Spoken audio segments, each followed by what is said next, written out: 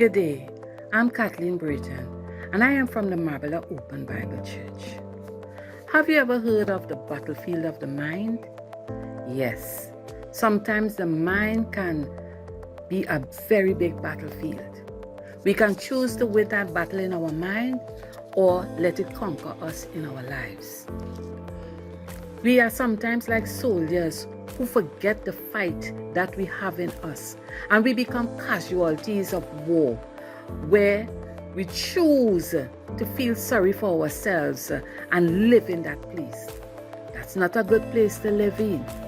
The Word of God says, I can do all things through Christ who strengthens me.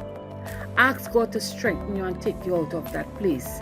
Ask Him and He will answer you. He will help you. Two things can happen in our lives. We can either choose to be in that casualty state where we live in our toxic ways, our toxic environment, our unforgiveness, our hate, our anger, our depression, our hurt, our bitterness, and the many issues that life brings to us. That's not a good state to be in either. It can only stay in our heart and prevent God from working in us.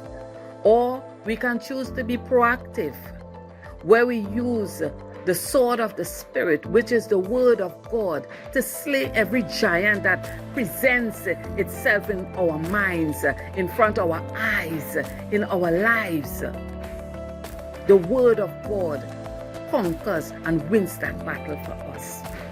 You cannot choose the two. You have to choose one. Because in James 1:8 states, a double-minded man is unstable in all his ways. We don't want to be unstable. It is our responsibility to choose who wins the battle in our mind. We can choose to walk in the flesh, which just brings us to a chaos state, sinking us deeper into casualty state. Or we can choose to walk in the Spirit, where we use the sword of the Spirit, which is the Word of God, and conquer and slay those giants which present themselves in our faces. Romans 12:2 says, do not be conformed to this world, but be ye transformed by the renewing of your mind, that by testing you may discern what is the will of God, what is good and what is acceptable and perfect. Yes, the test will come.